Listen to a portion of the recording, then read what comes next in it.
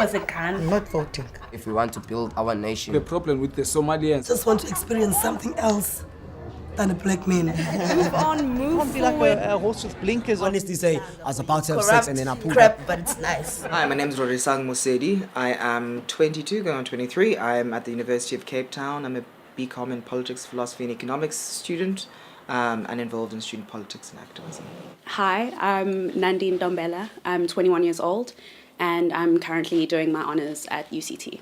Hi, I'm Tyler Smith. I'm 29 years old. I'm a graphic designer, freelance, and a DJ. Hello, my name is Milan. I'm 27 years old and I work at a restaurant and I also write about cars and make videos of them. Hi, my name is Angela. I'm 32 years old. I'm a DJ and a promoter and an artist manager and booker. I was walking from the Cape Quarter to my house, which is like a kilometre and a half down the road. And first guy stopped me to ask for money. And he was desperate and I was like, I can't help you. And while I was being harassed by a guy for money, two guys walked past and said, hey baby, how's it going? All at the same time. And I was like, really? Cool, okay. It's 9 p.m. at night. I should be able to walk home a kilometre at 9 p.m. at night, but it's coming from all ends. And I've put myself in situations where I will rather step into the road and get hit by a car than deal with it. I've had to do that to get out of a mugging. I've stepped into the road rather to have the chance that a car hit me so I could get some sort of attention than possibly get stabbed with a penknife or something, you know? The scariest one for me, I think, was when I decided to walk from my residence, which is in Mowbray, Leesbeck Gardens, from there to Claremont. I just thought, let me just get the exercise, you know? And by the time I reached Pick and Pay Rondebosch, I had a guy who started following me and he was wearing a trench coat and he kept his arms in his trench coat. So I didn't want to piss him off really because I didn't know what he had in his pockets. And he was just kind of following me the whole time, constantly asking for my number, telling me that he wants to marry me and he wants to take me home and, you know, he was 35 and he's ready for kids and, you know, all of this stuff. And it was just really, really arbitrary. And this happened constantly until I got to Virgin Active in Claremont. And eventually I kind of had to, you know, I was screaming at him and I was telling him to leave me alone, but it reached a point where I kind of turned around and I was like, I just want you to leave me alone, just leave me. And I was in tears and I was just like, I don't want to talk to you, just leave me alone. And I'm like flailing my arms and I'm trying to get anyone's attention. And eventually another man comes in and he says, hey dude, like, are you bothering her? And eventually the guy's like, no, relax, it's chilled, like it's fine, everything's okay. And he walked off. And I was just really pissed because I was like, cool, it takes another man's intervention for you know, this guy who was essentially harassing me to leave me alone. I think there's a lot of keywords in Nandi's story that is like a real problem for women every day, which is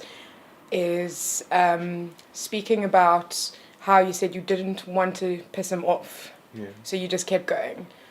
We are taught that you don't want to make a man angry at you to protect yourself.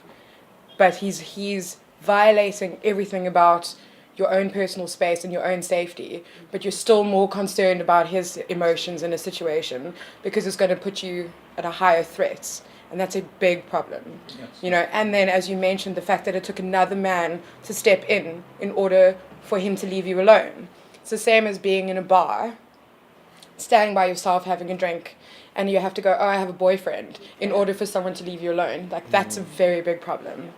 It's like I feel embarrassed for like not that I'm a perfect male and that I am not victim or haven't been part of these things myself, but it's just hearing these kind of stories.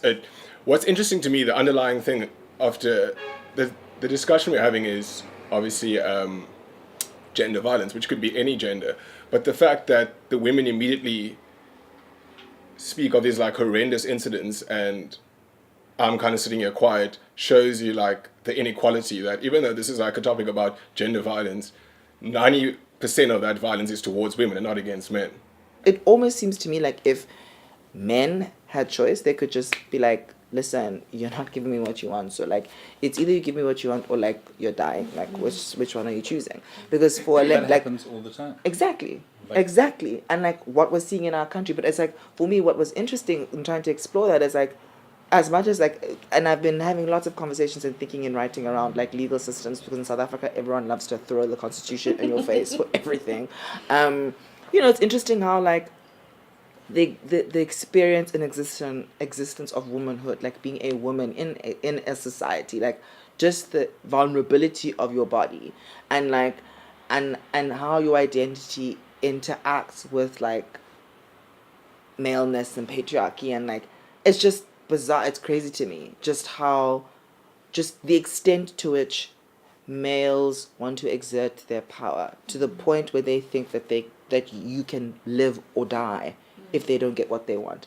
The main problem is sort of how normalized sort of the two experiences that you guys brought up are, and how that's just thought of as it's not an unusual experience, and how the fact that if you have this discussion with a lot of people, which I've had, it's quite an interesting one to go into, is that if you don't understand that the base off of which you're working is not the correct base, it's very difficult to get an idea across. So I had a conversation with my girlfriend today about this actually. Somebody posted something on Facebook, classic, and it said the L in women stands for logic. Lol, get it?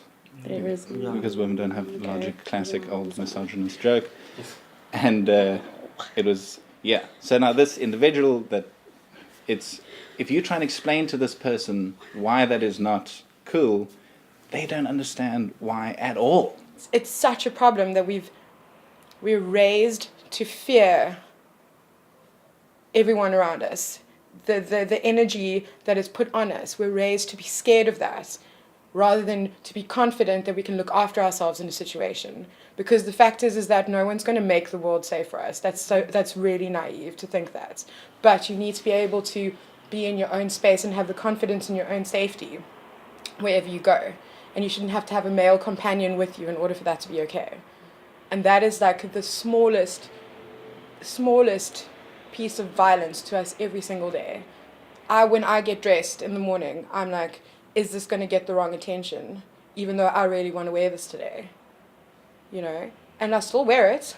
But then when I get home, it's like I get drained, and my cup is so empty by the end of the day by having to worry about dealing with comments and just constantly, defending myself all the time. And I don't take shit. I'm like a confident woman, and it still bothers me because it's like saying no over and over and over again, and putting away all of that negative energy over and over again is draining.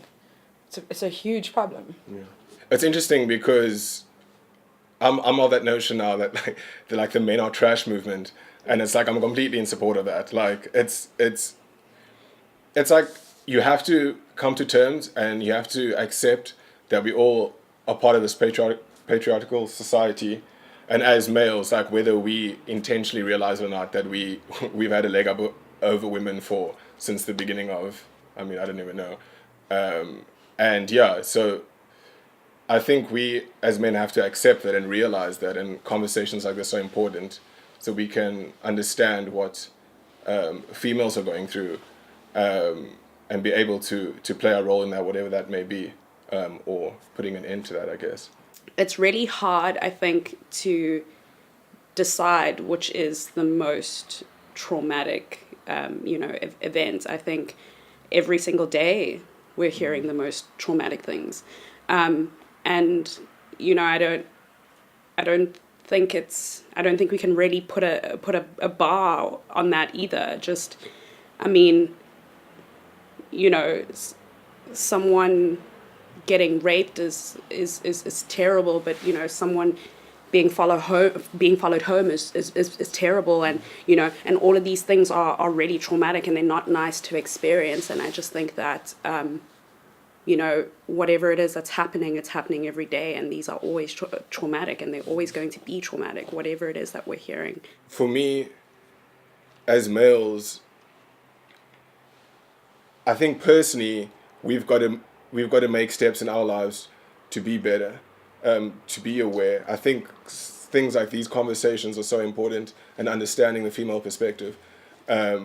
It's a weird catch-22 because it's almost like you feel like you can't change the system, but I mean, obviously by doing little things and by being aware of it, I think, and accepting that men are trash, or accepting that we have a role as males to play,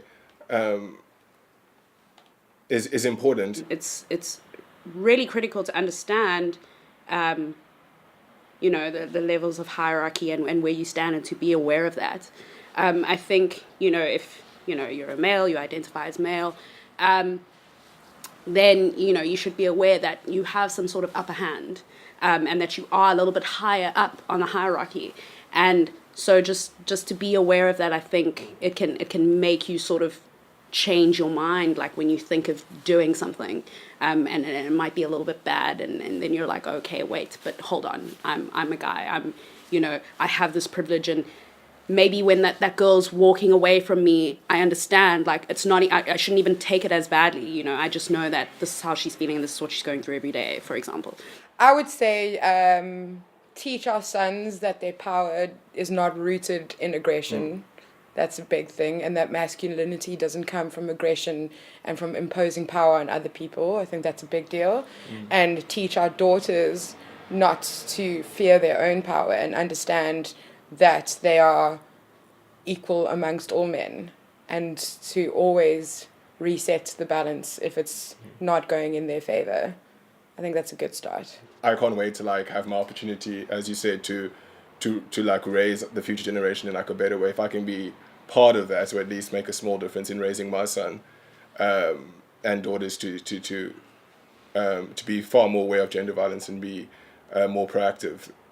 My dream is to make the world, or for the world to eventually be, hopefully, a slightly gentler, more thoughtful, slightly more introspective world to live in. My dream is for everyone in the world to feel safe, regardless of color, creed, or race. My dream is to play a part in creating a state and a country and a society that is created and vested in enabling people and their dreams. My dream is to be an inspiration to other people. My dream is to remain authentic for my entire life and have a legacy that has nurtured and made a difference within the industry that I've chosen to be part of. Yeah, Z, you should ever sit and talk with people, or else take a walk and create a straight talk. Talk what is nice, it will make you feel stronger. Listen what is right and say what is wrong. You should ever sit and talk with people, or else take a walk and create a straight talk. Talk what is nice, it will make you feel stronger. Listen what is right and say what is wrong.